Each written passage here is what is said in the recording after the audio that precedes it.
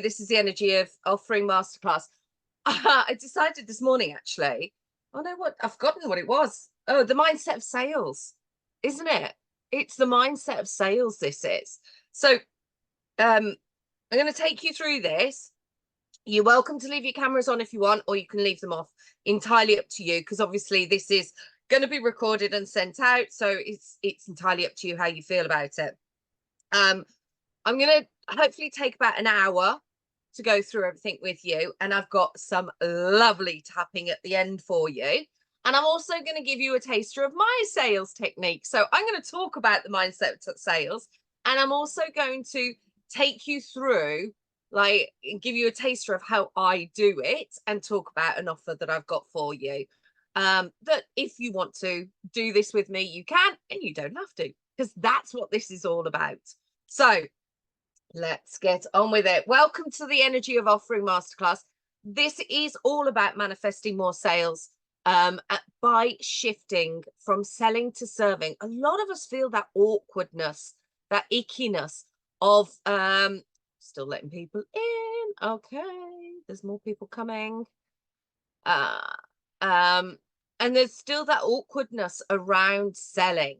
And what I want to do is really shift how you feel about it and see it in a different way, because when you do, it just feels so much easier and so much more aligned to how you feel.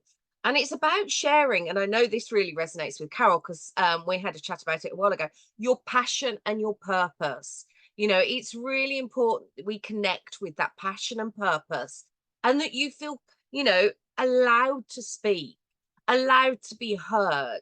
All right. So this is very much, I'm not pretending to be a red hot sales coach. I follow a red hot sales coach. She's amazing.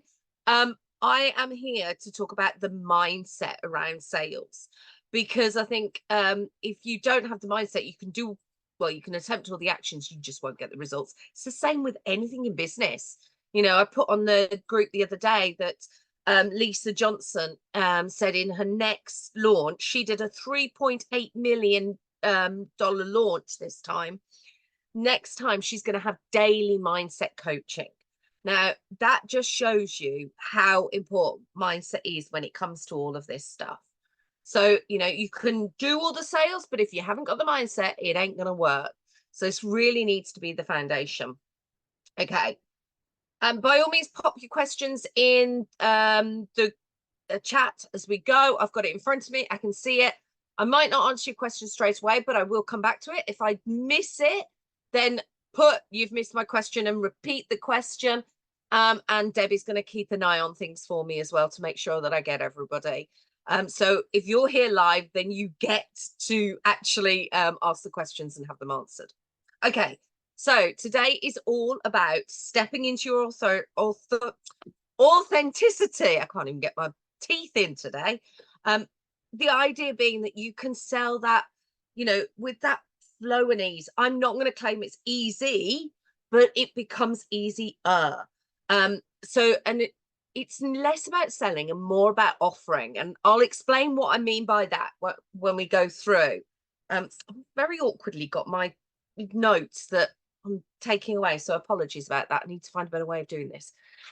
So we're going to go through a 5-step process with you, but ultimately, and I put the joy of selling and I put what in my notes, because, you know, a lot of us don't feel that comfortable.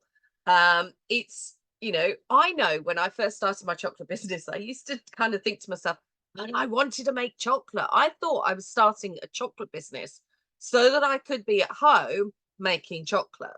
I did not have the thought, even though I'd come from big business and we had a massive sales team, and I used to do their sales incentive plans to try and get them to sell what we needed. You know, despite all of that, it didn't occur to me that I had to market myself or sell. You know, I had to actually talk to people about it. And with a product business, I think that was one of the reasons I did a product business as well, because I felt I didn't have to be out there. But what I soon learned is that even with a product business, you have to be there. You have to be the person behind it. You know, the story goes that I had clients that bought from me, one, because my chocolates were amazing, but also because of the story that I had to give them about it. So, you know, even though, you know, you think you're selling something, you're not, right? You are selling you as much as anything. All right. So you have to sell, or you have to offer. And again, I'll get clear on that and what I mean by that. My tea's going cold. I'm going to quickly finish this off. And it might be something you, I feel like I've got a mustache now. It might not be something you want to do, but if you want a business, you need to earn money. Otherwise, it's a hobby. And to earn money, you're going to have to sell. Okay? Carol's laughing at me. And by the way, money is not bad. Money is far from bad. Money can do a lot of good in this world, right? Unfortunately, we hear about the bad stuff and how people keep money. But when money is used, it can be used for amazing things. And you deserve to have that money. You deserve to have that beautiful life. And if you want to do more on money mindset, then come and talk to me about my money mindset course. Carol's done it. A few of you have done it already. It's an amazing course. But that's not what I'm going to be talking about today. But I do have that as an option as well. If you get that icky feeling and it's all about the money, then we need to talk about money. Okay, we need to talk about money mindset, because A, you deserve to have money. B, a business needs money to be a business, otherwise it's a hobby. And C, you can do a lot of good with money, right? So don't think about that. This will touch on why I'm going to talk, why you know, money is not bad. We're going to touch on money in this, because ultimately there's the very strong link between money and the ickiness around selling. Okay. I've put here, money's not bad. It's essential for life. I remember seeing a documentary not long ago on a tribe in the Amazon, deep in the Amazon.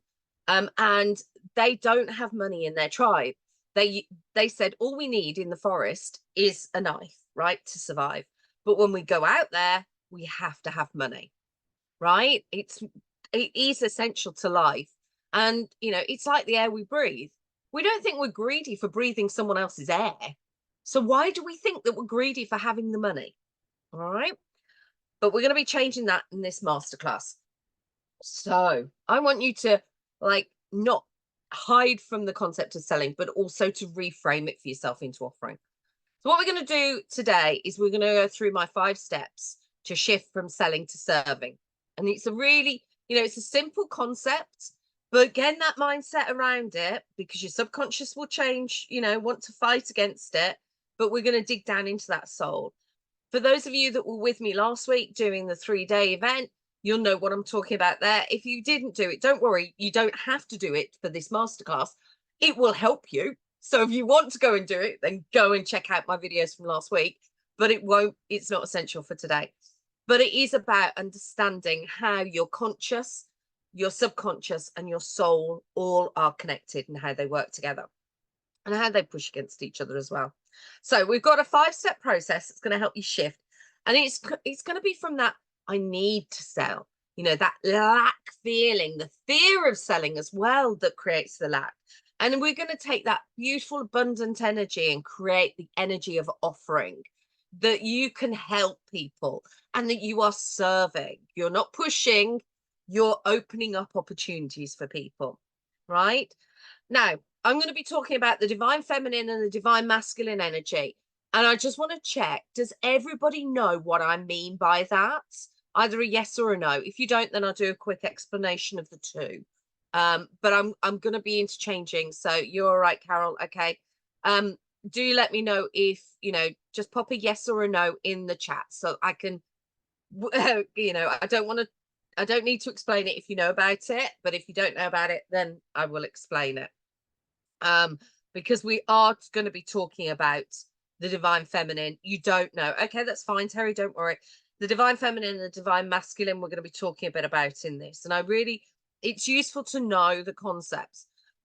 Okay, so it's not based on gender, divine feminine or masculine. We each have divine masculine and divine feminine energy. Okay, now the world is full of very masculine energy. And that energy is the do, results orientated, action taking, you know, moving forward consistently, looking to the future, taking action. Really good stuff.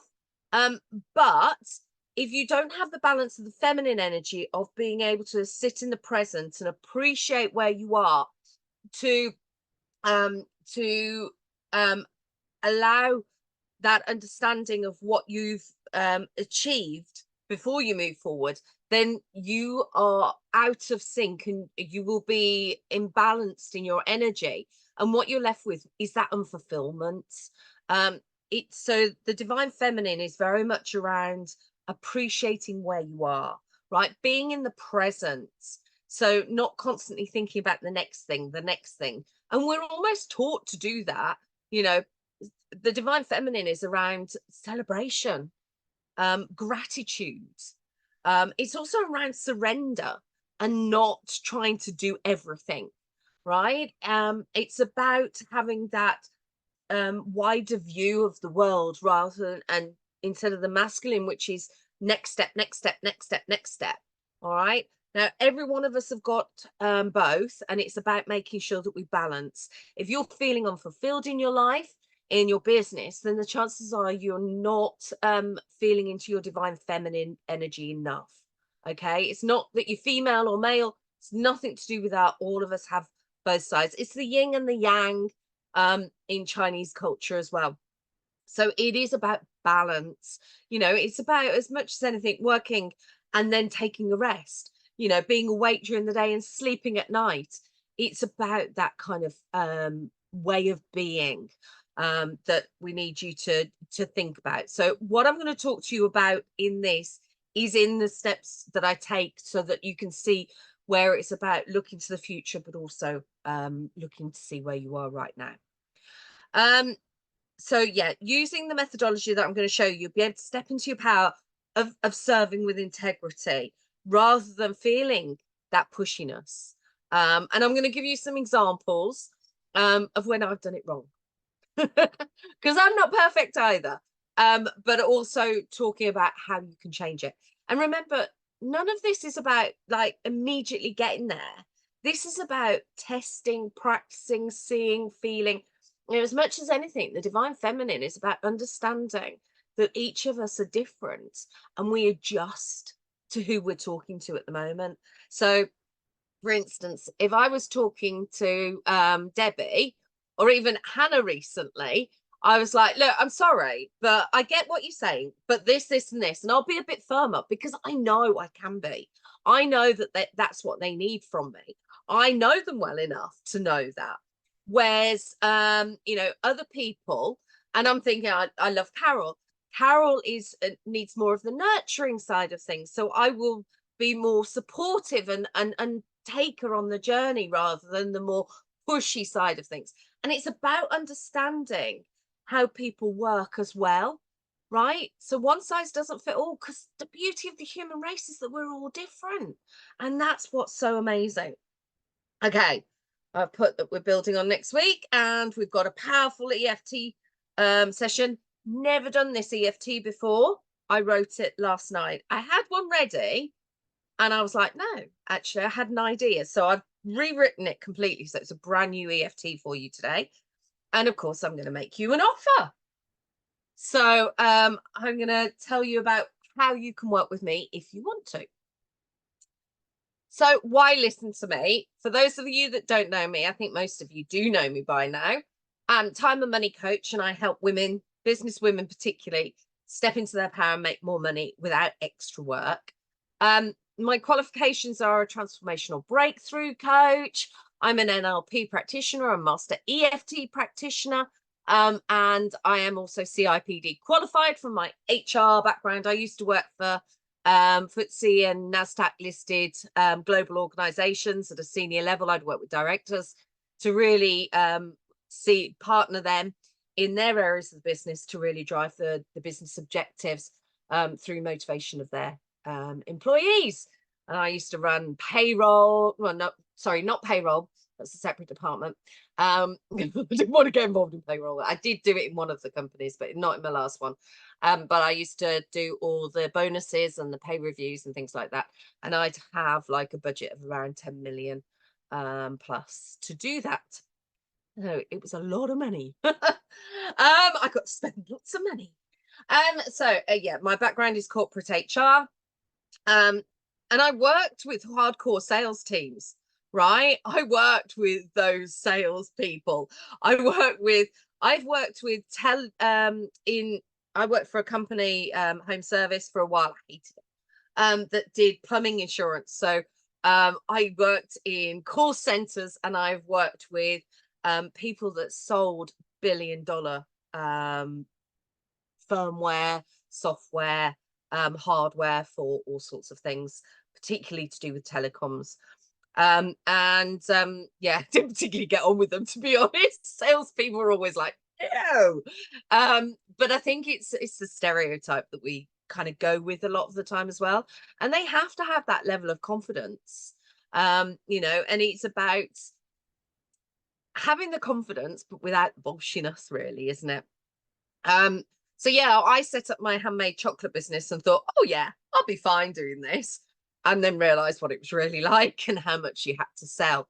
And it was easier doing the chocolate business, I will admit, because I could hand over a piece of chocolate and people go, oh yeah, that's nice. So I didn't have to do too much.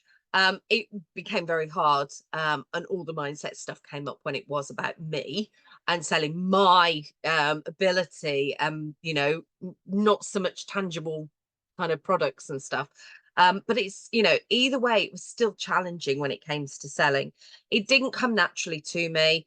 I'm not that sort of person. I've got lots of mindset monkeys that really do make me think that, why would anybody, the reason I put why listen to me is because that was kind of my question to myself as well. Why would anybody listen to me? But they do. You're here now. So yeah, I found the secret, and now I have family, fun, and freedom, making money whilst having a lovely life. So this is my motley crew. Sadly, Nessa, the dog, is no longer with us, but we now have Bodhi, the pup. And he's quiet at the moment, but I have a cage around me just in case. But this was a holiday that we took very last minute, and it's one of my favorite photographs. Okay. I'm going to show you that it's not about being good at sales, it's about focusing on how you serve your clients, and that really is important to me. Okay, so when I say you need to sell, how do you feel about that? Give me a word in the chat about, the feeling you get when you think of selling. For me, it was like, oh no, I want to run and hide. But if you can give me some words, then we can start to use them in the tapping later as well. Yeah, it's kind of not so much the word, is it? It's the want to run and hide, icky. It's that sort of thing. So what words come to mind? Pushy, yes. Nagging, yes. Good one. Yeah, it feels like awkward, doesn't it? Tongue-tied, yeah. And I think tongue-tied comes a lot of the time when we're talking on the pricing. And we're always taught not to say the word price, but investment. And oh yeah, I get that. I used to stutter and stumble, and I couldn't talk. And it was almost like my mouth got filled up with saliva, and I wouldn't be able to talk. Inferior, not good enough. Okay, yeah, that's an interesting one, because again, it was that, why would someone talk to me? Why would someone listen to me? Yeah, totally get that. Have all those feelings myself, or at least I did. Not so much anymore. Just occasionally, I still get those questions. It's not a perfect situation. We'll use some of those in the thing in a bit, but I wanted to tell you a bit about, like, showing that I'm not perfect, right? And sometimes we don't get it right, but I don't want you to do what I do or did and beat yourself up about it. So I remember there's one conversation that I remember having, and it sticks in my mind as to how badly it went, because I could see that I could really help this person, and I'd been chatting to them for a while. I got to know them, um, and they were saying no, and they were giving me all the excuses. And of course, you know, we're all taught to overcome the objections. So I was overcoming the objections like you're supposed to do.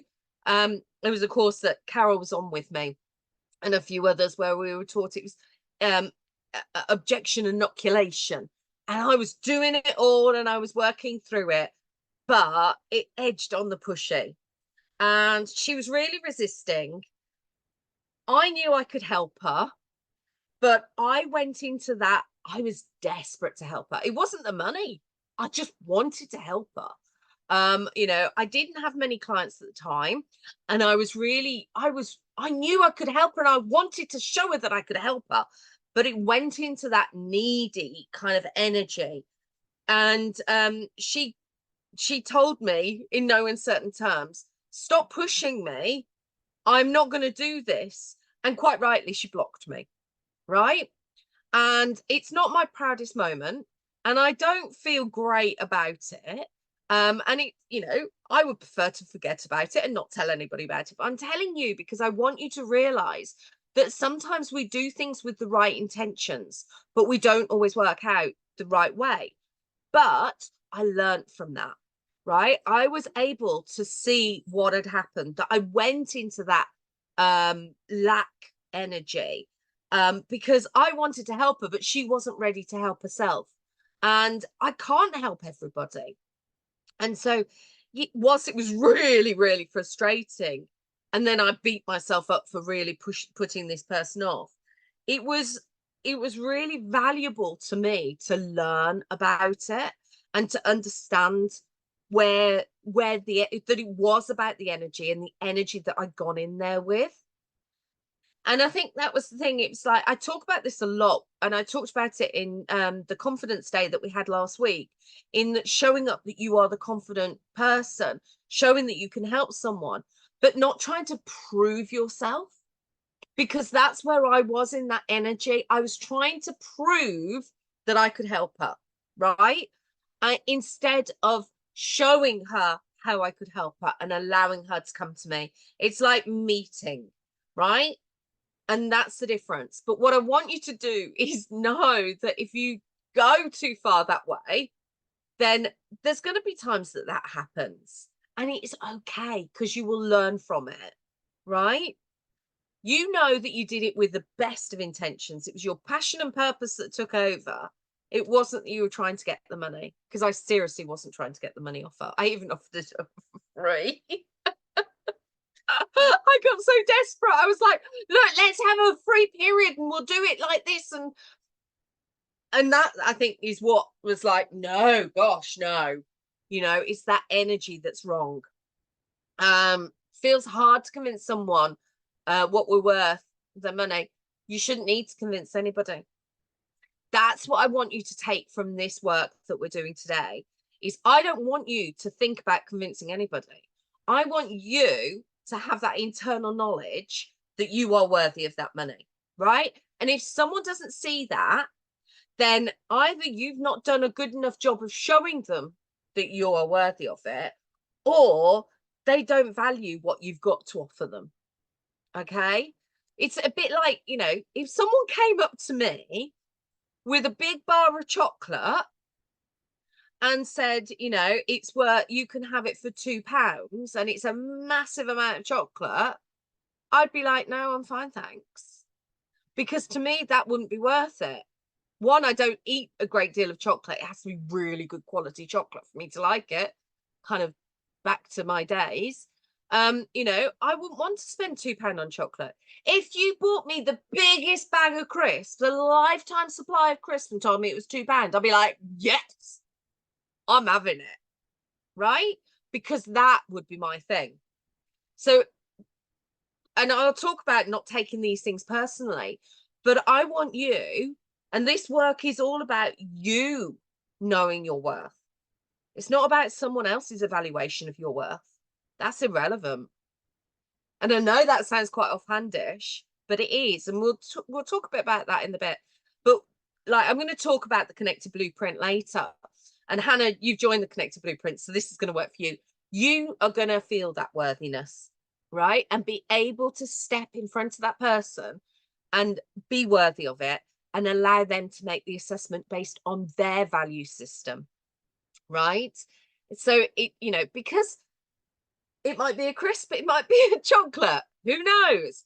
If they don't see the value in that, then that's not about you. It's about what they perceive the value of, right? Okay. Does that make sense to everybody? Is everybody okay and with me on this? Conscious of time. I do talk. I've got so much I want to tell you. That's the reason. So we create the reality. Fantastic, Terry. Thank you. And you know, we've all had experiences of poor sales in the past. You know, a pushy salesperson. I remember buying a car and being pushed into it. That's a classic one, isn't it? I always think of Matilda, the film, and Danny DeVito and him selling the car to the garage owner. You know, the worst car in the world, and that was on the forecourt, and he sold it to the person that owned it already. You know, that's what we experienced, and that's what we remember. Because, and I asked the question in my personal profile yesterday, what was the last thing you purchased that you really, really made you feel happy? And it's not about what the person did, it's about what makes you happy.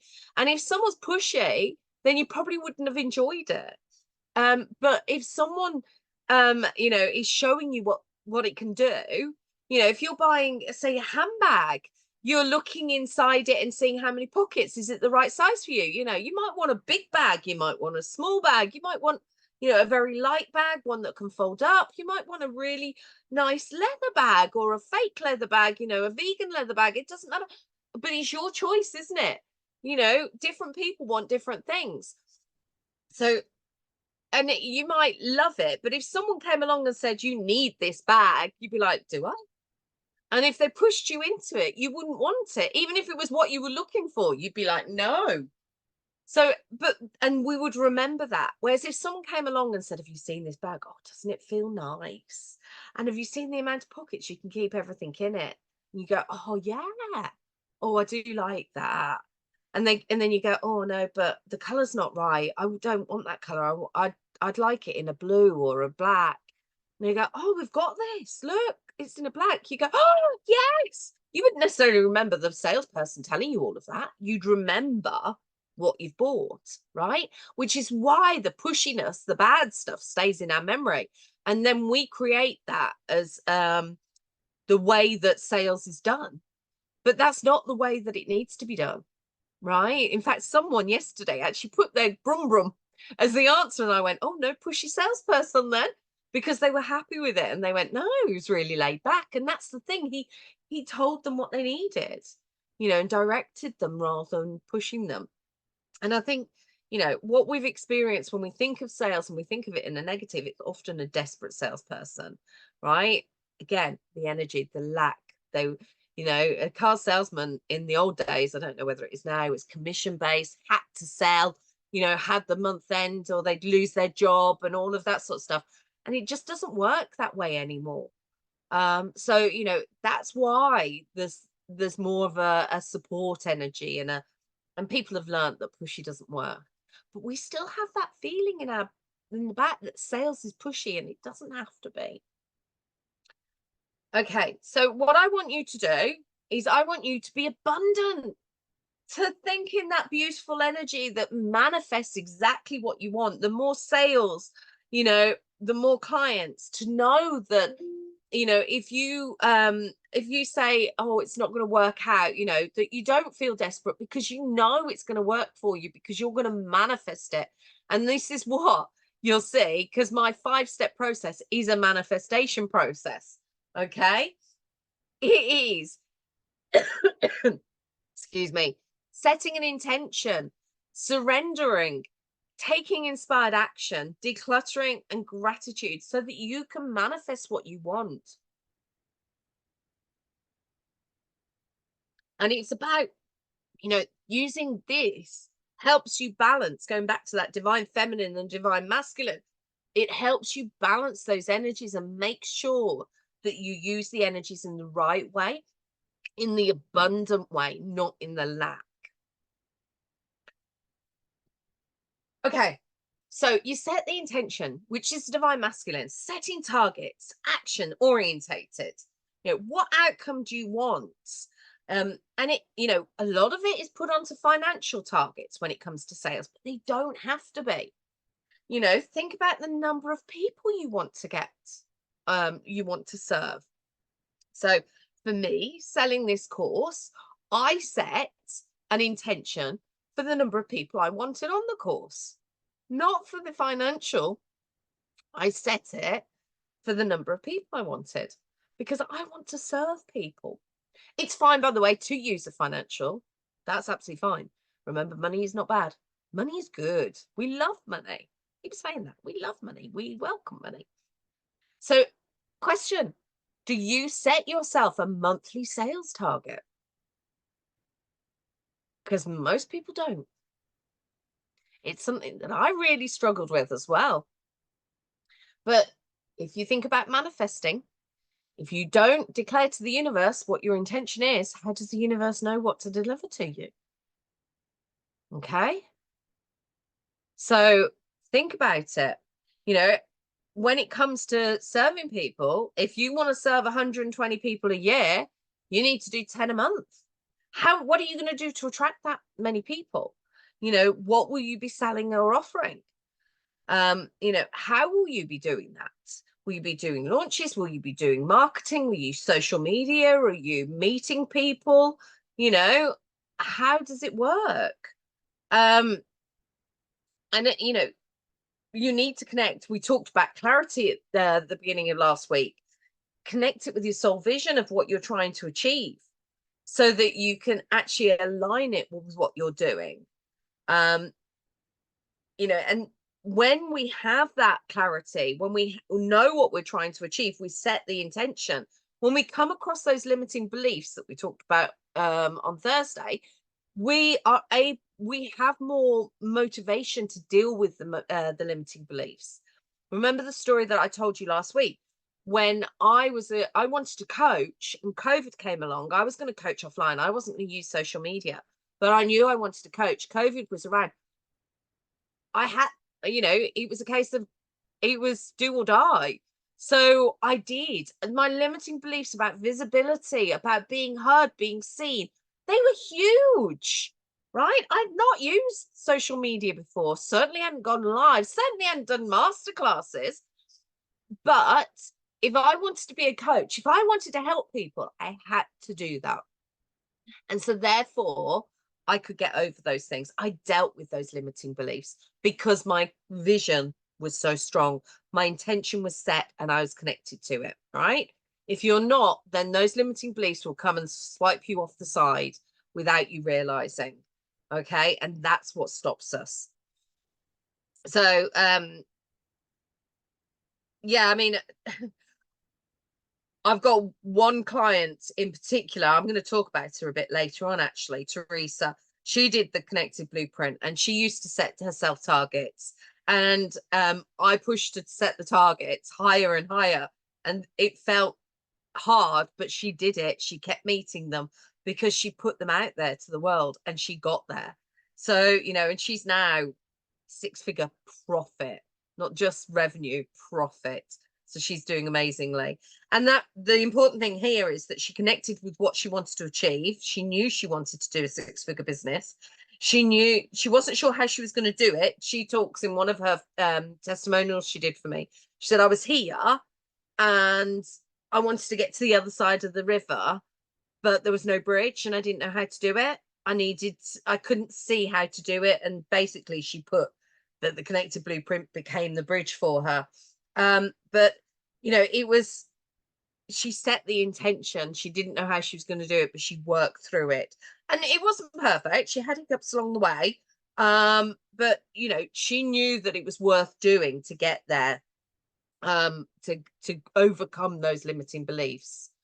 And again, we've got the EFT in a bit that I will help you actually do that and get through them so that you can overcome it.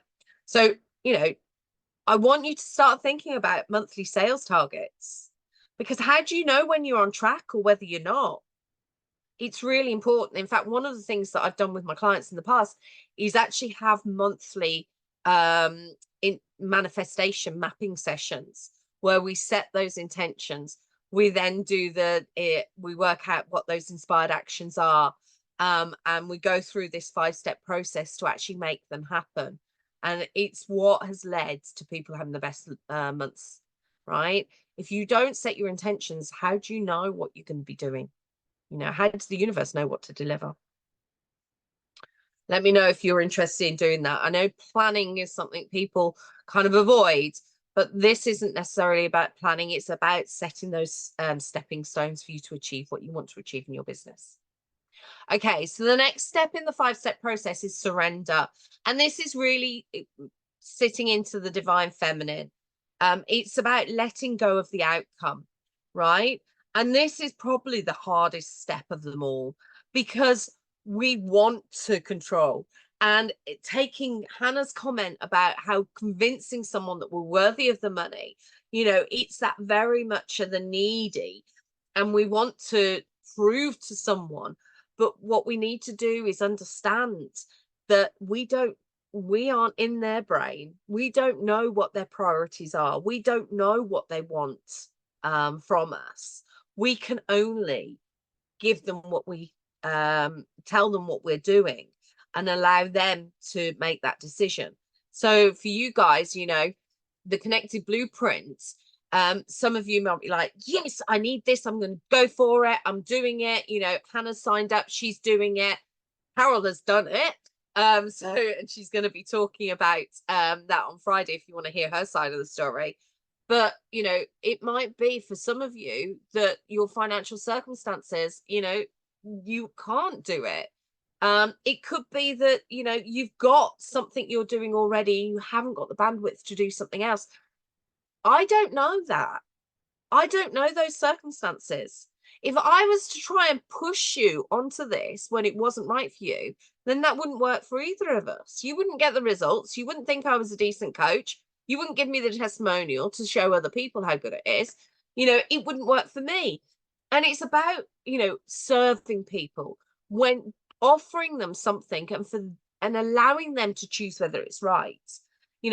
Because they don't buy doesn't mean that it's to do with you, right? Even when it comes to a services perspective, I've seen, and I get really narked when I see coaches, and I've seen a few of them that turn around and go, if someone's not buying, you've not shown them the value of it.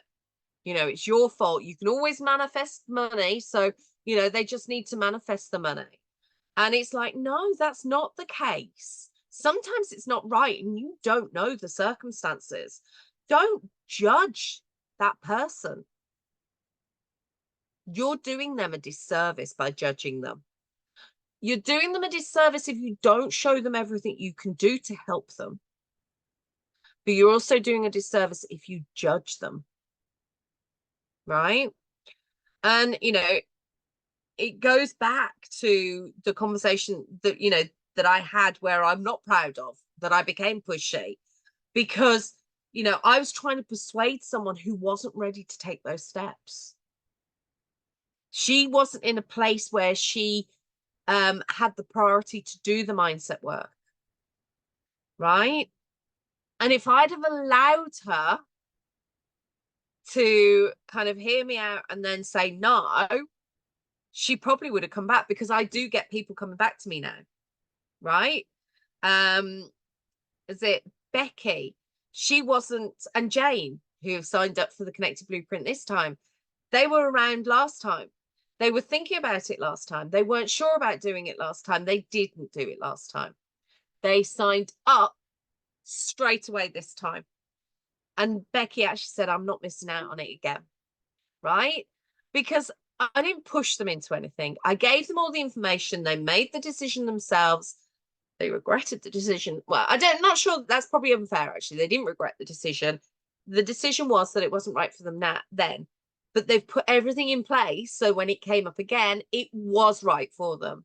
And I've supported them in doing that as well, because I wanted to help them. So I've given them support to get them in place so they are ready for this. And they are ready now. And we are going to have an absolutely amazing time. But when you make a judgment about it, when you make it about yourself, you're doing them a disservice. Yeah. Does that make sense? That, you know, we think that we're selling ourselves, we're selling our services. And I've said already, even the product business, you have to sell yourself. But that doesn't mean to say that you're right for everybody or that everybody is in the right place for you at that time. Okay, it's about coming together. It's not about you forcing them into it. Okay, so tell me if that makes sense or if it doesn't, and I'll explain a bit more if you need to. Okay. Right. I'm going to assume that it's all okay. So inspired actions, we're going back to the divine masculine. How much follow-up do you do when you've given the information to help the decision? Again, it's about feeling your way through, right? So I would say 2 or 3 times. And follow-up probably, you know, once is, but keep going a couple more times. Because how many times have you seen something and thought, I'm going to do that? Oh, you want a cup of tea? Okay, I'll go and make a cup of tea. What was I doing again?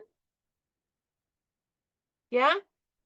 Or it's like someone's gone, you've told them and they've gone, yeah, yeah, yeah. In fact, I've got exactly that situation at the moment. Someone has done some work for me.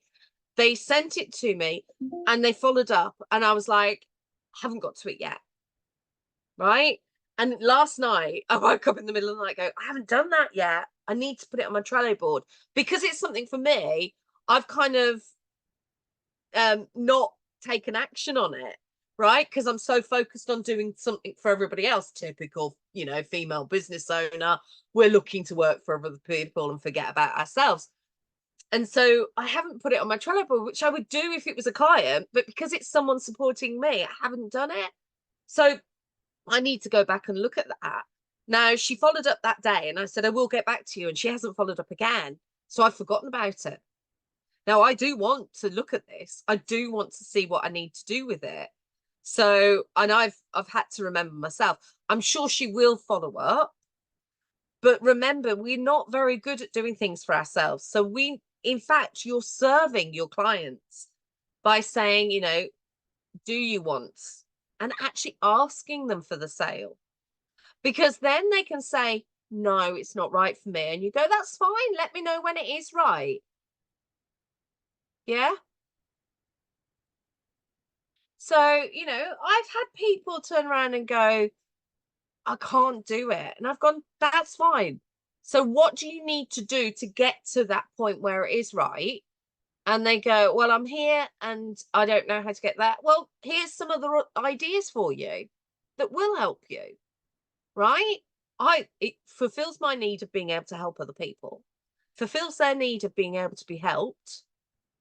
And longer term, hopefully, we both fulfill the need that we can work together. If you are going to it and going, I've got to follow up at what do I say? Remember, that's going to be the wrong energy. If you are going up there saying, I just thought I'd catch up with you and see what your thoughts were. How lovely is that? It's like a conversation. You bump into someone and you say, oh, I've been meaning to ring you. Do you fancy a coffee? It's no different to that sort of thing. That's what I want you to have the energy. So to say, like, I'm saying 3 follow-ups, that's a bit like cookie cutter, isn't it? I want you to feel into the energy. If it doesn't feel right, then it's not right. Just check, though, that that's not a fear coming up of being rejected, right? This is where we really need to create that awareness. Because I used to use the word misalignment as an excuse not to do things that felt a bit ugh, because of a fear, right? So you do have to check in on yourself. But yeah, if you're again follow-ups, don't think of it as following up to sell. You're checking in on someone to see if they're all right. Hannah, you and I did it, didn't we? You know, Hannah was not in a position, and she gave me all the excuses under the sun. I was like, that's okay. Have you thought about this? Have you thought about that? She started taking the action, started getting results, and saw what I could do. And that's all you need to do, right? It doesn't need to be that pushiness. So, on to inspired actions. If anybody's got questions, please do ask. Inspired actions, think about what can get you closer to the outcome, but influence the outcome. You can't push someone to buy from you, but what can you do to show them that you can help them? I might give them an EFT and they try it and they go, oh my God, that's so good. I need to do more. It could be that I give them a bit of a strategy call to get them out of the stuck position, or highlight some of their, last week I highlighted some of the areas that you need to work on. I couldn't help you to work on them because they need more depth, but I could highlight them so that you knew they were there, right? I gave you the taster session of what it's like to work with me. That's how you can show people. That's why these kind of events, free events, work so well. Okay. So think about what you can do to get you closer to achieving more sales. You're not going to get everybody to buy from you. So, if you get 20 people to come on to masterclass with you, and you get 5 people to buy from you, that if you want 5 people in future, you get at least 20 people on your masterclass. You see how this works, knowing that sort of thing, that you can get that, knowing that that's how you can influence the outcome, not control. Okay. Is this all making sense for people? Are you happy with this? Because I'm going through it quite fast. I'm just conscious of time at the moment as well. So decluttering, what do you need to let go of? We think of decluttering as having a clear desk, or not holding on to items, but actually it's a lot to do with the things in our head. We've got the full moon next week, perfect time to release those negativity, negative feelings, and to no problem, Gwen, and to release those things that are really not serving you anymore. One of the things for me is, oh, can you see my doggies come to join us? One of the things for me is that I really struggled with my visibility, because when I was a child, speaking up for myself, I got into trouble. So I had limiting belief that my voice wasn't important. And now I've changed it, and I put the thing, why listen to me? Because I am here. I have reframed that so that I can step into my power to do it. And that's what the Connected Blueprint's all about. But what do you need to let go of? How can you reframe things? What stories are you telling yourself? We talked about the pushy salesperson. If you've experienced that, that's the memory you have, and you don't want to be like that, but you end up being like that because that's what you have in your head. I know that one of the reasons I was pushy for this woman was because that was the experience I'd had of a salesperson. I didn't like it. I had one person, a coach once, keep me on the phone for an hour to try and sell me their thing when I had no money to buy from them. But they pushed and pushed, and they gave me so many deals, and it just wasn't working. I remembered that, and I didn't want to be like that, but I was doing it to this woman. And have you ever heard that analogy where 2 kids climb up a tree and they get stuck, and one parent says, hold on, and the other parent says, don't fall off? And the child that falls off is the one where the parents said, don't fall off, because all they've thought about is falling off, falling off, falling off. Mustn't fall off, fall off, fall off. Right? Whereas the other one was, I'll hold on. So they stayed on. When we think about, even if it's a double negative, it ends up as a negative for us. Right? So if we're thinking, I don't want to be like that salesperson, if I tell you not to think of pink elephants, what are you thinking of right now? Yeah. So think about that. Think about the positives when you've had a positive experience. And that's why it's so important we go back and we look at these stories. We can release a lot without having to face our demons. And I'm not saying these stories are our demons, but understanding where the limiting beliefs are formed can really empower us to really reframe how this works, and how you can make it better for yourself. and see what, how it once served you. Because, for me, not being visible was a protection. It served me, it kept me safe. It's just that I didn't need it anymore. So I could release it. I could thank it for protecting me, but say I'm no longer in need of that protection anymore. And it makes you feel good about what you're doing at that point rather than just seeing it as a negative. And I've got an amazing EFT to help you at the end. Gratitude is very much the divine feminine, being in the present, and seeing what you've learned, reflecting. Too often when we're in the masculine, we're going on to the next thing, and we can keep making the same mistake again and again. But if we reflect on what worked and what didn't work, we can change that and we can make it work. We can move forward with more knowledge and learn. So I reflected on that experience with that lovely lady who's no longer in touch with me, and reflect on what that energy was. And that was the turning point for me, was that I came off and realized just how desperate it was. Yes, I spent time beating myself up, but I sat back in my divine feminine energy and really looked at what I was doing, and from a non-emotional perspective, and saw it, and I changed it that day. And I've never had a conversation that bad ever again. I don't think I actually had a bad sales conversation since, right? Because I know I go in there confidently, but also ready for someone to say no to me, and allowing that person to say no. I would hate that person not to feel they could say no. Not, if I said that right, I would hate someone to feel that they couldn't say no to me, right? I wasn't allowed boundaries as a kid. I want people to have boundaries. I appreciate boundaries, and it's okay to say no. So yeah, you can look into, it really does elevate you, sitting in your divine feminine and looking at what's worked, what hasn't worked, how can you change it from a non-emotional perspective. It's just small tweaks that really make the difference. I'd probably have similar conversation with someone about how I can help them. I just wouldn't be in that lack energy. I'd very much be listening to their needs and adjusting what I could do to help them. And if I heard the word no, I would be accepting and not take it personally, right? It's that difference. It's not really any one. An example of this is my daughter, typical hormonal daughter. I love her to pieces, but she is a teenager before she's a teenager. And she can say the most cutting things to her little brother, right? Now, the words are fine, but it's the way she says it, the energy in which she says it.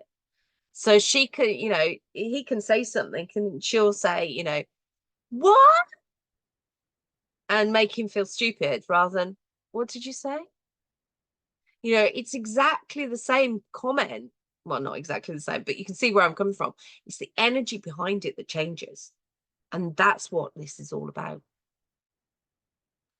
Hope this is making sense for everybody. Okay, I've talked about the connected blueprint a lot. For those of you that are ready for this, if you want to say no, you can.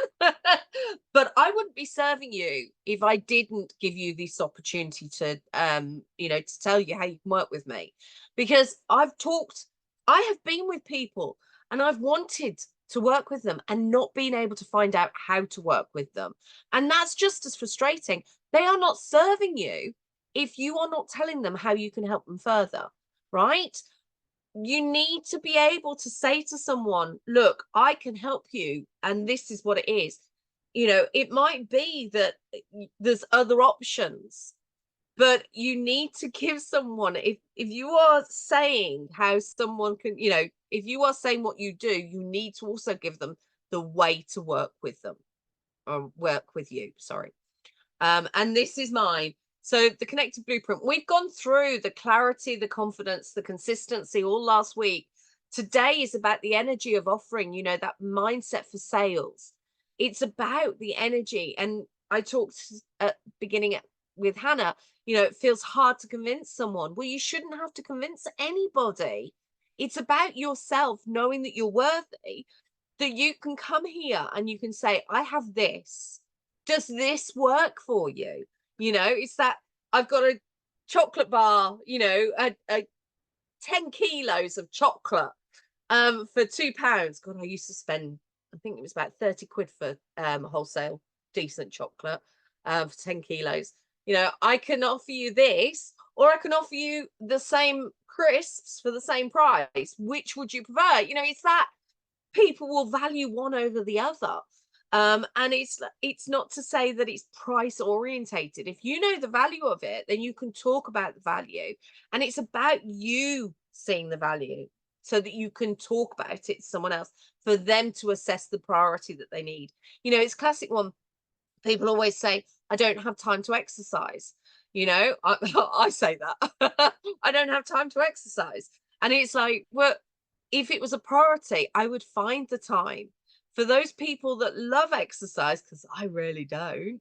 Then they find that time. That becomes a higher priority than, you know, maybe doing something else. I'm thinking eating because that's my favorite thing to do. But you know, it's a classic one. People don't have enough time, yet they spend half an hour flicking through Netflix to find something to watch. You know, we all prioritize our time differently. So allow your clients to prioritize for themselves. You can point things out, like saying, if you say you don't have enough time, how long do you spend on Netflix? And if they go, but I need that to get away from work, you say, well, hold on a moment. You shouldn't need to get away from work. You should have that balance in your life already, that fulfillment that you don't need to get away from it. I don't need to get away from my work. My work is my escape a lot of the time. I love doing what I do. So, you know, it's about having that internal knowledge. We talked about the internal authority last time, you know, and about understanding and being clear about what we want so that decisions are easier. It's about knowing our value and not feeling awkward for asking for the exchange of the energy of money, because money is energy. You know, I've got a blog on this as well. It's about being deserving of it. And when we are, we don't have to convince anybody because we know our value. We stand firm in our value. We stand strong in our value. And if someone doesn't want that value, then that's fine. You know, and Lisa Johnson doesn't need me doing her mindset, does she? You know, that's the difference. But other people do need my mindset work. So it's about knowing where your value is. Is that making sense as well?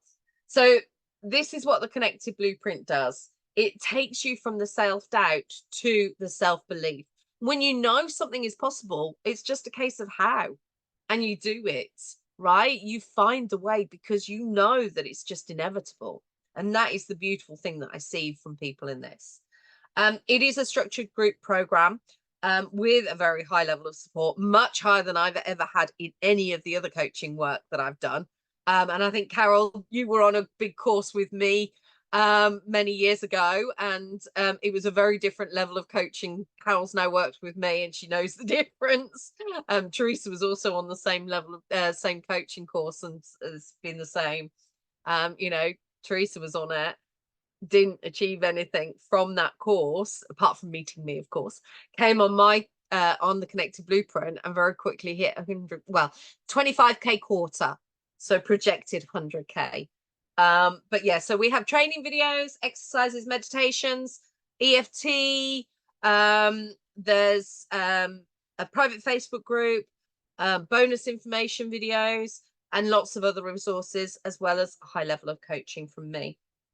And I'll talk of Teresa. So Teresa, before we met, her and her husband owned the business, and they were earning about 5.5k a month, but she was unfulfilled. She was looking, she did a few MLMs, she did a number of MLMs, trying to get the fun part because it was just, you know, her business wasn't working. And she was a bit embarrassed as an accountant that she put her 10k tax bill onto the credit card. She had an overdraft, she had a director's loan. She was struggling to meet all the bills, but she went from that on the connected blueprint. I should say she's very kindly allowed me to share this. I wouldn't share this normally, but she's very happy and very open to share it. She wants to you know, show other people what's possible. She didn't think she was capable of it, but she went very quickly into an 8k month and then 25k quarters. in January last year, she did just under 12K. She exceeded it this year, because this stuff, once you start, it's like a snowball. It just gathers more and more. She's paid off the 6.5K overdraft. She's paid off a director's loan. The tax bill's paid off. She has 20 grand in the bank. She said she's got a 70% increase in profit. She had a brand new kitchen complete with gold taps. I love it. While she went on holiday last year. That's all the stuff that she did.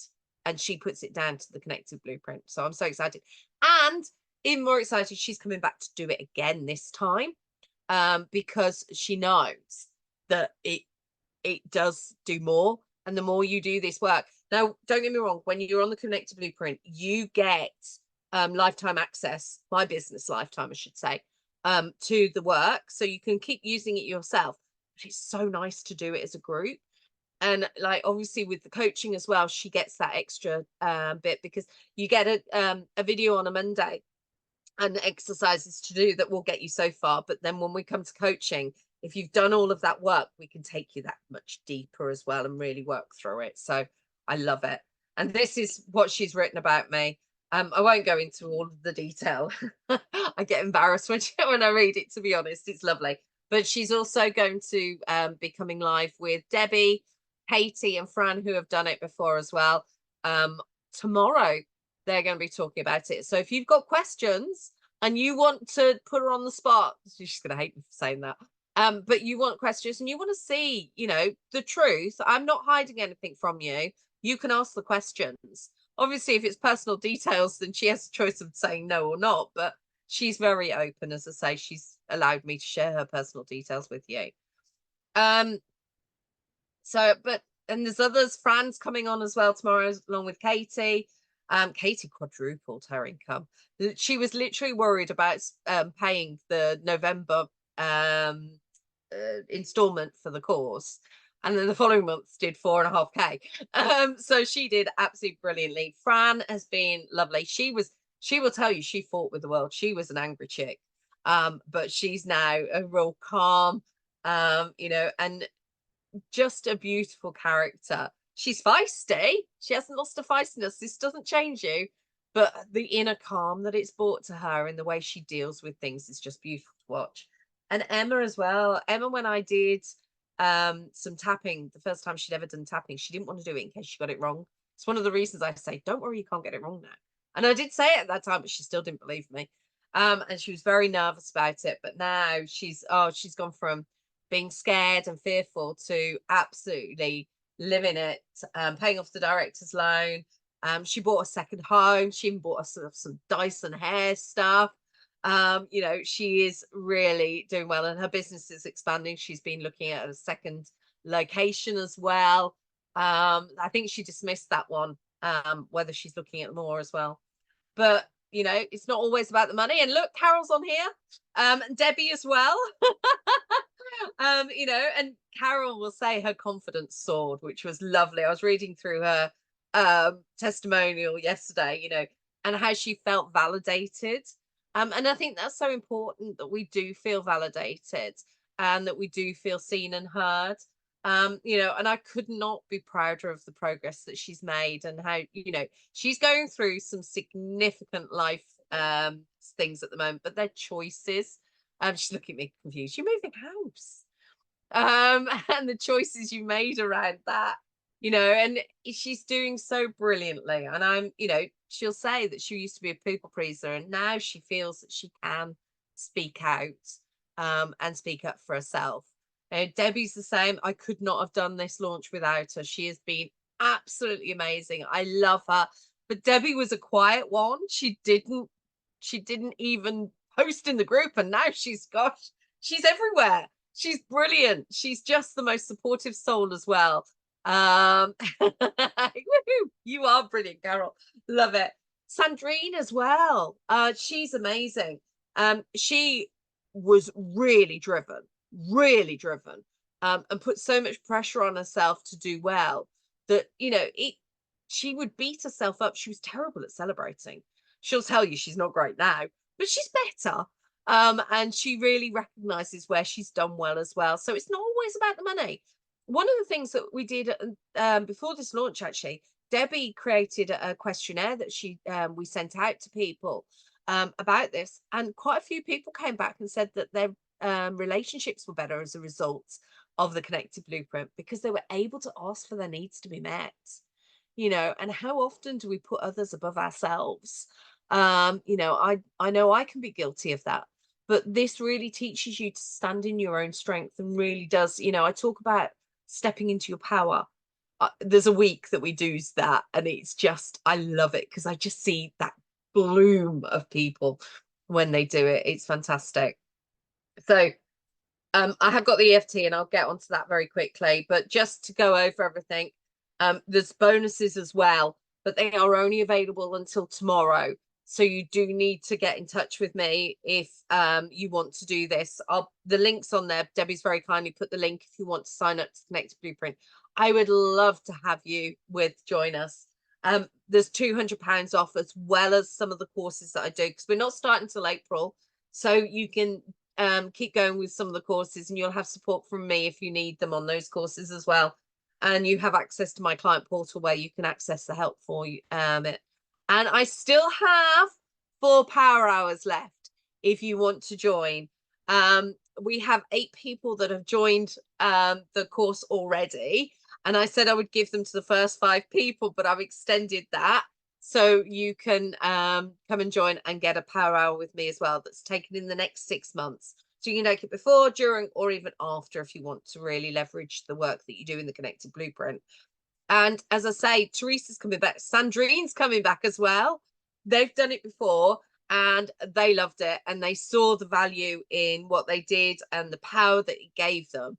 And they've flown. My idea is that you always fly free. I'm not trying to keep you in my, I will keep you in my world, but you don't always have to be working with me. But they're now ready for the next step up, next elevation, next kind of spreading their wings even further. And they've decided to come back and join as well for this round. So that's exciting. So I've got 2 people that have done it before. Oh no, 3 people, because Debbie, you're coming back as well. So there's 3 people that are coming back to do it.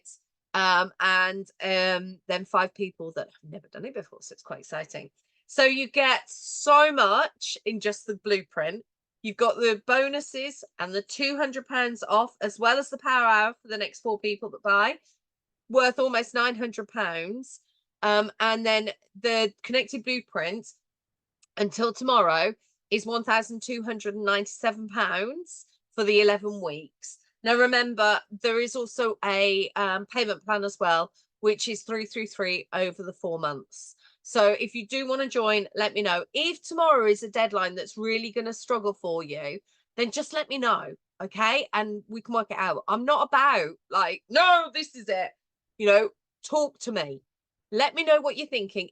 I'm not going to push you into anything you don't want to do. In fact, I haven't turned anybody away, but I've told people that if it's not right for them today, maybe think about it another for the next time, and let's put things in place so that you can do it the next time, right? I will do that with you.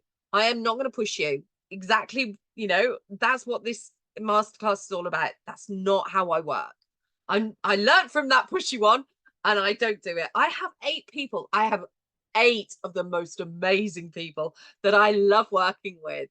I think I've worked with every single person that is on this course already, which is wonderful that I get to work with people that I love. But 8 of the most incredible people that I've worked with on this course already. So it is a beautiful course. I am going to be doing 2 coaching sessions, because I want to make sure that you get what you need from this as well. So if you are interested in it, then talk to me. I'm not going to push you into something that's not right. But you're going to DM me. I can't tell who that is, because you've joined me as Sam Slater, because I made the mistake of sending everybody my link. So apologies about that. So tell me who that is so I can look out for it. You get the course for life. Yes, absolutely. So, you can go back and do it at any time. The only difference is, Sarah, that's fine. Yeah, DM me by all means.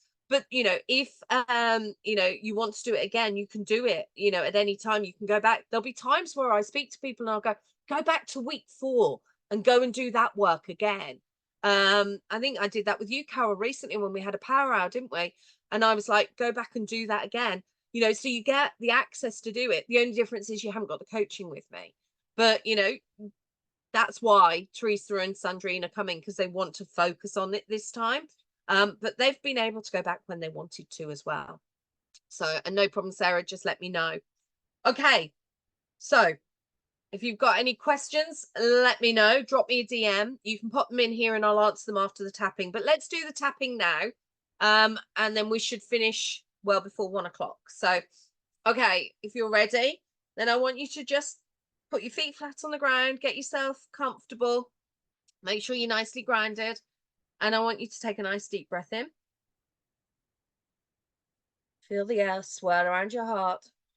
And then gently breathe it out. Another deep breath in. Feel your body expand and open up. And allow that flow. And then gently breathe out again. And as you do, just let those muscles relax. Feel where the tension is and let go of those muscles. Melt into the chair. Another deep breath in. Feel that fresh clarity entering your body. Taking all that no longer serves you, all that's holding you back, and just let it go. Breathe it out. Okay. And then we're going to start tapping. I think everybody's done the tapping, but if you haven't done the tapping before, you can't get it wrong. We're just going to tap. I'll give you instructions of where to tap. You might yawn, you might laugh, you might cry, and that's okay. All right? All the emotions are all right. My daughter started crying this morning. Hormones, don't you love them? Time of the month. It was like, you're all right to cry. It's okay to cry. We've been told as kids, stop crying. But that's because the other person's awkward. It's okay. All right. Whatever the reaction is, I just want you to observe it. All right. So we're going to start on the karate chop. Even though I struggle with sales, I feel awkward and icky when it comes to asking for money in exchange of what I offer. I hide away and avoid the conversation completely. Or if I have the conversation, I feel pushy. I feel awkward. Ugh. I stumble over my words, not good enough. I feel like I'm forcing someone to buy from me. All those feelings of pushy sales come up. Who am I to ask money in exchange for what I do? What if they hate me? What if they hate what I do? What if they tell everyone I'm pushy and salesy? It's a big fear for me when I did that. Just allow that discomfort to come up and think about how you feel about sales, some of the words that we were using earlier. Just allow the feeling to rise. Take a deep breath. And then we're going to say, and I deeply and completely love and accept myself. Then we're going to go to the top of the head. I am ready to release the negative feelings I have around sales. Eyebrow. I am ready to release feeling bad, asking for money in exchange for what I do. Side of the eye. I'm ready to stop feeling like a scammer, to feel like a nice person.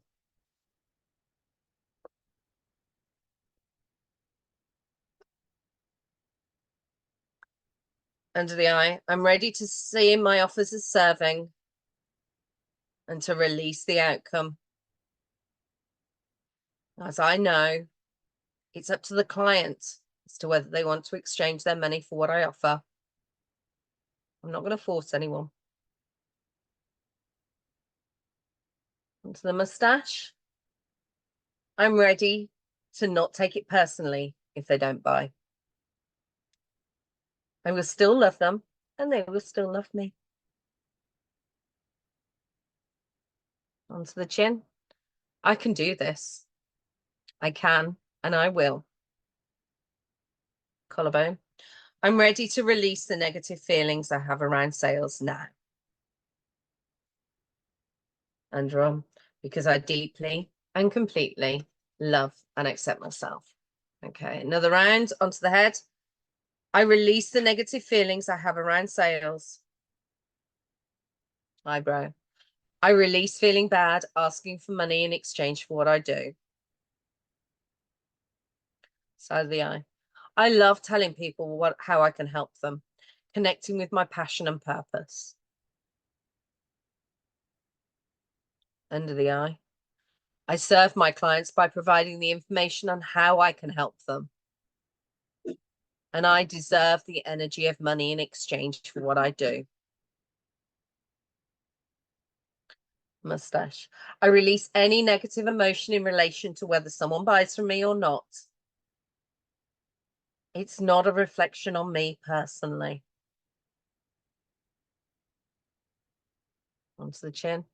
I am confident in my ability to serve and help others through my offers. Collarbone. I release the negative feeling I have around sales now. Just close your eyes and imagine like all the negativity leaving your body. I kind of see it as like evaporating off. That's all the negative feelings around sales. And then underarm, because I deeply and completely love and accept myself. We're going to do a final round of affirmations. Okay, so we've released, we're going to tap into things now. Top of the head, I shift from selling to serving. Eyebrow, I deserve the energy of money in exchange for helping others. Side of the eye, I love talking to people about what I do. Under the eye, I serve my clients passion and purpose. With passion and purpose, sorry. Mustache, when I serve, people will appreciate me regardless of whether they buy or not. Chin, I am confident in my ability to serve and help others through my offers.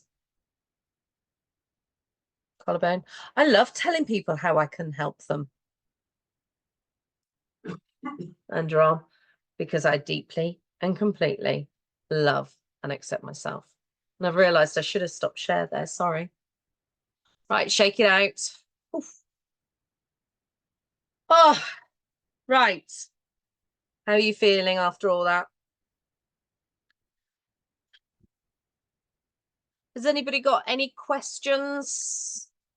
You're welcome to come on camera and talk things through with me if you'd like. If you want. Has anybody got any questions? Carol?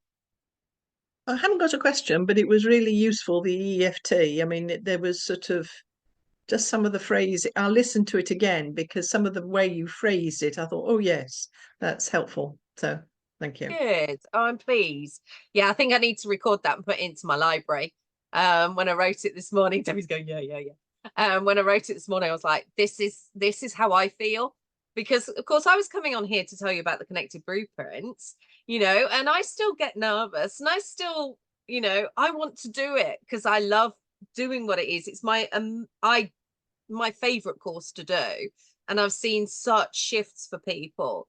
But I still have those doubts about myself, or, am I being too pushy telling people about it and all of that sort of stuff. The phrase was so powerful. Good.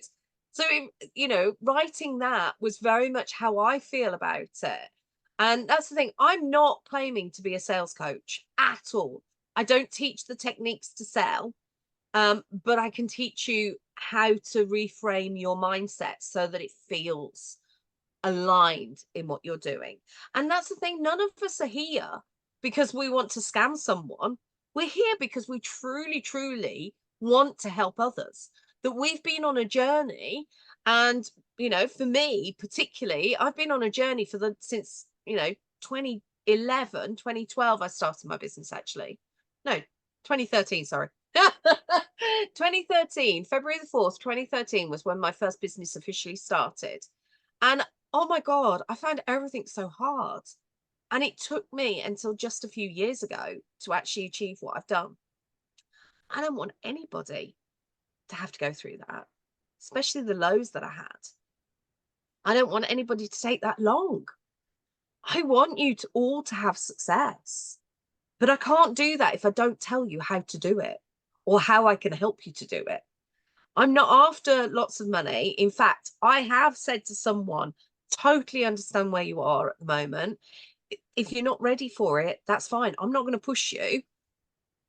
You know, I'm here when you need me, when the time is right. Um, you know, and Jane and Becky, I said that to the last time, and they're here today. Well, not today, but they've booked onto the Connected Blueprint. You know, and that's what I want you to see is that, you know, sometimes we talk about pricing versus investment. Actually, sometimes that investment is about saying, yeah, it's not right for today. So, you know, let's work towards it in the future. You know, and that's absolutely fine. Carol, you said that to me about another course. You've gone, no, I asked Yes, my angels. It's not right. And I've yes, gone, okay, yeah, that's fine. You know where I am when you need me, you know, or when you yeah. want to, when the time is right. I would hate the thought of pushing anybody. And I think you all feel that, but it's like that clinging onto the tree where the parent says, don't fall off. And the child promptly falls off, right? You're thinking, I don't want to be pushy. I don't want to be salesy. So you end up being so, right? Or avoiding it completely. What I want you to think about is I want to tell people how I can help them. If you go with that intention, then it will be a lot more smoother ride, and a lot more aligned with who you are. And in the EFT, you changed it so that you reminded us of our passion and our purpose rather than, yeah. And so it's coming back why we do it. It's coming back to the Yeah. why, which And it's exactly, I think you need two significant things in your business. You need to know where you started from and what you're trying to achieve, and kind of, sorry, yeah, what you're trying to achieve. You need to know why you're doing it and what you want to achieve, because those are your motivations. When we don't have that, I think Terry put it very, no, it wasn't Terry, it was Kate the other day that put it, you know, discombobulated. You do. If you don't have that clear, when you come up against those limiting beliefs, you won't take the action that you need to overcome them, and they will stop you. You know, the a bit of an exaggerated situation, but as I said to you, I wanted to be a coach. I knew I wanted to be a coach because I wanted to not have people go through what I'd gone through, but I wanted to also create the business for my family to enjoy, that I could be, you know, a mum with my kids, a present mum, and do things with them. Um, I knew that was my why. I knew that I wanted to be a coach and all of that sort of stuff, and that was my vision. Putting the two together, when COVID hit, I had to come online. I didn't want to. I wouldn't have done it if it wasn't for COVID. And thank God I did. May I ask how you marketed your chocolate business? That changed it around. It, it's really one of those different things that I did. So my chocolate business, I I it I love the word experiment, right? I tried different things. So I went online and I used online businesses. I did events. I sold wholesale as well. So I tried all different things. And it was okay, but it wasn't necessarily around the marketing, actually, thinking about it. It was very much around my mindset of how things change. So I would always worry that someone was going to come up to me and say, "Ouch." In fact, I did. I've got one person very loudly at an event come up to me and go, I bought your chocolates the other day. I was so disappointed. And I was like, oh my God, so disappointed. They didn't like the flavor or something. She said, I bought the box. Now, bearing in mind, they had a see-through box, so you could see exactly what you were getting. She went, there were only half a chocolate in there. And it was like, because they were semi-spheres, so they were flat bottoms and domed. And I was like, but they wouldn't have fitted in if they were completely round. And she was like, there was only half chocolate in there, and I paid £6 for them. And I'm like, right.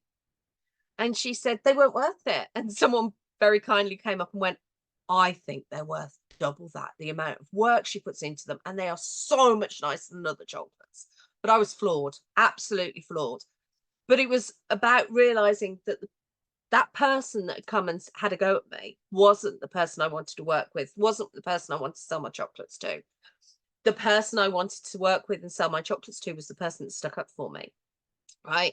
When I learned the value of what I was doing, that I didn't think I needed to compete with Cadbury's, I could compete with the likes of Hotel Chocolat and, you know, the really Godiva chocolate, really good green and blacks and stuff, that I realized the value of what I was doing, that, you know, I could tell my story and people would buy. They loved, you know, people would buy from me because they loved that I made those chocolates, that they met me.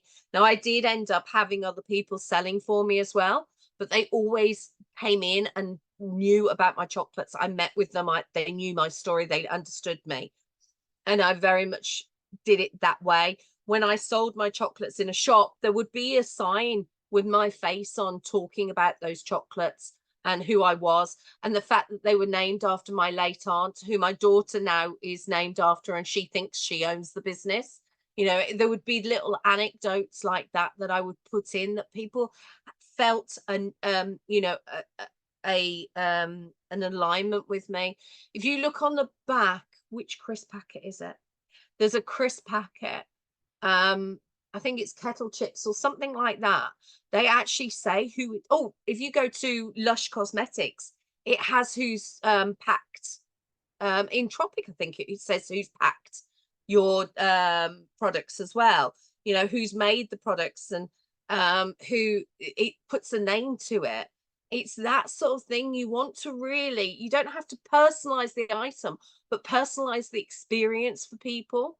You know, when I sent out chocolates, I packaged them so that people felt that they were opening a gift for themselves, that they felt nourished and enjoyed actually eating them, that I didn't kind of try and cut costs. I was in an abundant attitude of, when I sent something out, I'd put a little note, a handwritten note saying thank you. And I remember one lady from Singapore, she bought my advent calendars for a number of people around the world, and she bought one for her daughter.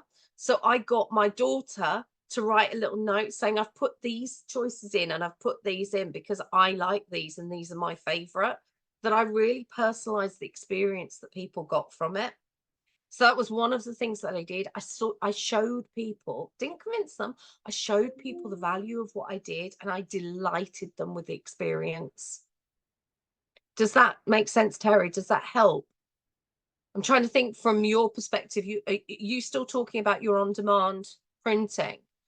Yes, Because yeah, that has really helped. Thank you, because that's also what my boyfriend said, is that, you know, it's our backstory, who we are, what our passions are, and we're going to try to focus obviously on selling products that is our passion, is who we are, like our dogs, our life, our cosplay, that sort of thing. And we're going to revise all our products and take out the ones that are not really personal to us and make it more personal. And I think that will then attract people to us, because we'll have that niche and have that personal touch, is what I'm looking for. you'll have the energy to sell it as well. Yes. So one of the things that people used to come up and say, do you do marzipan? And I go, oh, no, no, food of the devil. Yeah. Don't sell anything that I don't like. Yes. And they'd be like, oh, so you like every single one? I'd be like, yeah. Yeah. And it was kind of that kind of conversation that really got people into it, that I could validate it all. You know, and it was, you know, I'd say to people, what kind of chocolates do you like? And they go, oh, the fruity ones. So I'd named my collection the fruity ones and the nutty ones. And you know, people would say, oh, I like banoffee. So I made a banoffee collection. So it was kind of listening and getting excited about it and doing it that way. But if you think about it, how does the influencer work? They influence by saying, I love this. You know, this is what I do, and this is, and people buy into that aspiration, because that's what they see. And aspirational marketing is huge now. Apple bought it in, and it's really so, you know, why are people paying huge amounts of money for Apple products when they're not really much different to other people? Because of the aspirational sales. You know, people buy a new iPhone every year. because they want to be seen with that. They want to live that life with an iPhone. It's that we need to tap into, but you've got to embody it. You know, when I was like, these are my chocolates, people would be like, oh, that's nice, whatever. You know, but I would also, someone would say, look at my, you know, box of 12 or my box of 24. And I'd go, I'd also do them in a 6 if you prefer. You know, I wouldn't necessarily try and upsell them.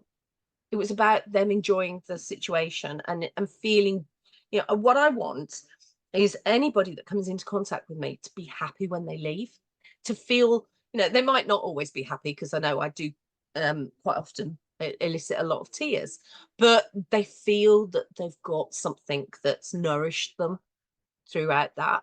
Now, nourish is a word for me.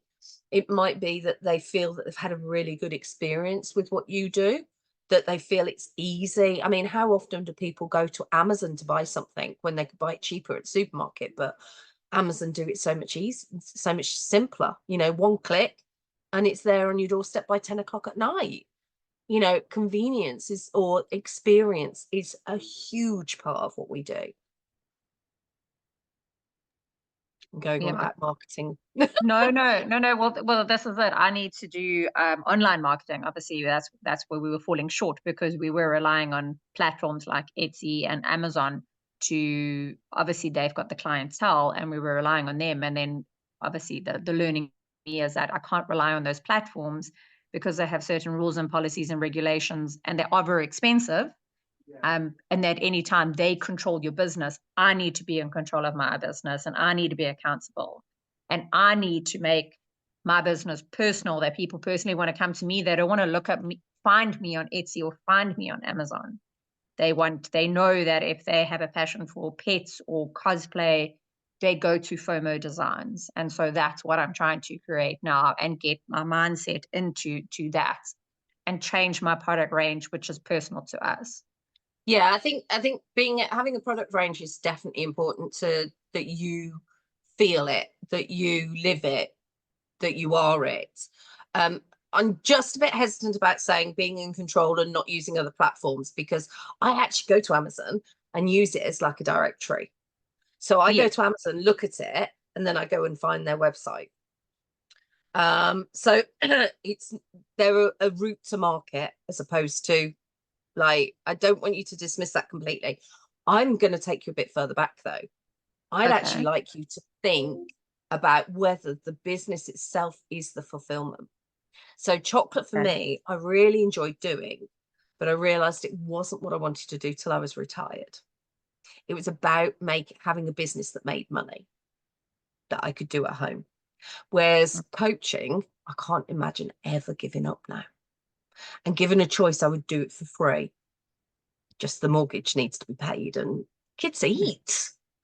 So I have to do it. Do you know what I mean? But you can see where I'm Yeah. coming from. I want you to really think about yourself, because the words you gave me the other day, I'm starting to think you're a wordsmith, aren't you? I do have a little bit of help with ChatGPT to make it very eloquent. Oh, I So, love that. Yeah, but I do too. Chap, so that's I absolutely. wrote it, and then I asked for a little bit of like eloquent words, or words of upliftment, and that, so that it would actually express how I really feel. So I think there's just something there that you need to. There was a real gut feeling for me that I think you need to okay. explore that concept of words. And I'm not saying don't do what you're doing. It's totally Yeah. your choice.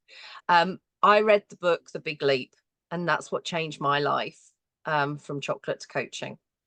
So have a think. I'm happy to have a chat, but I Okay. just get a gut feeling that the on-demand print is a means to an end, as opposed to Yes. a passion and purpose.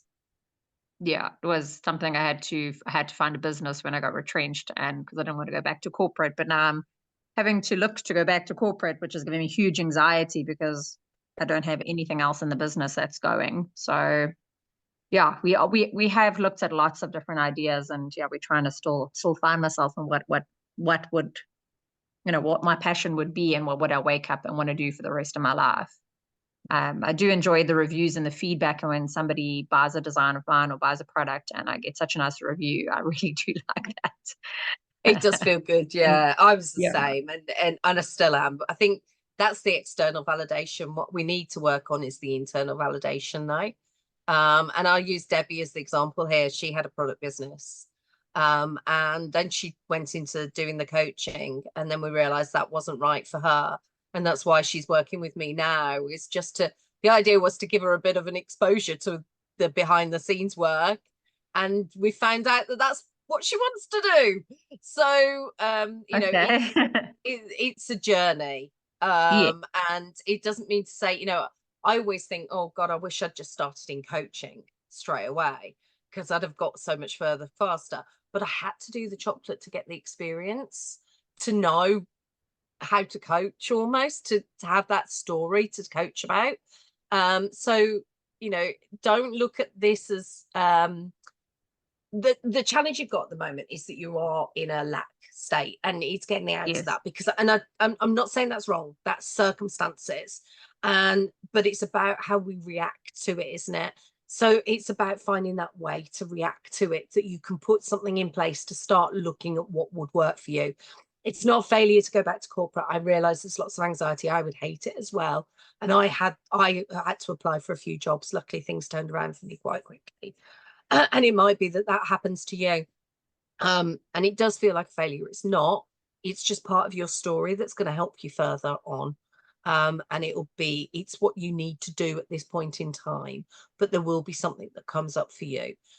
It's just allowing yourself to be open to that, and when you're in lack, it can feel like you're closed off. So we need to work out how we can open you up to that, see opportunities, while still doing what you need to do to fulfill your bills and stuff. yes, And that's a long way around it, because I don't know you very well. This is just yes. some of the gut feeling I've had from our interaction with you. So if you want to chat, then I'm more than happy to have a chat with you. I would really appreciate that. Thank you very much. Well, me too. You gave me such lovely words, even if it was partly chat GPT. They were amazing words. I sent them to Debbie and said, can you do something with this? And she went, oh my gosh. Yeah, because I wrote it all and then I just asked him to just change like a couple of words, and then I read it to my boyfriend and he was like, wow. And he said, but, and then I was like, oh, is it too much? And he was like, no, because he saw what I wrote originally and he's like, it's not. They've just put it in a way that, it just rolls off the tongue and it just sounds so, But that's the thing. You did that. yeah, I did that. Yeah. And you used the tools to create it. It wasn't Yeah, like ChatGPT did it for you. You no. used the tools to get there. I told it what to say, so and then it just changed a couple of words, so to Yeah. make it, yeah. I think there's something there that we need to explore. Okay, interesting. Okay. All right. Well, I'll drop you. Remind me if I don't, because I've got to go to another Okay, call very soon. But remind me if I don't to send you a link to book him, and we'll book okay, a call. perfect. All right. Wonderful, wonderful. No Thank you so much, worries. Sam. It's really appreciate it. That's all right. This gives this gives me joy. It seriously Yeah, does. I really thrive on helping people. So if I can, I will. I get quite emotional about it, actually. I'm just starting to get that's right. good. Wonderful. Yeah, I want to be like that. All right. Anybody else got any questions? Thank you so much. Okay, bye. That's all right. No? Okay, shall I love and leave you then? Finally get rid of me. Don't forget to come and see the live tomorrow, where Debbie will be telling her story. I will pull it out of her because I know she won't want to tell a story. Teresa will be there talking about it. Teresa was on the first course I ever did, right? So really basic course it was then. And Fran, Debbie and Katie all did it together. So they were on the second run of it. So this will be the fourth run that I do. Carol was on the third one, so this has been upgraded since it started. In fact, Debbie's not seen the upgraded version, so yeah. Anyway, if anybody's got any questions, do let me know, and I will be around for calls if you need to chat. All right, take care, bye.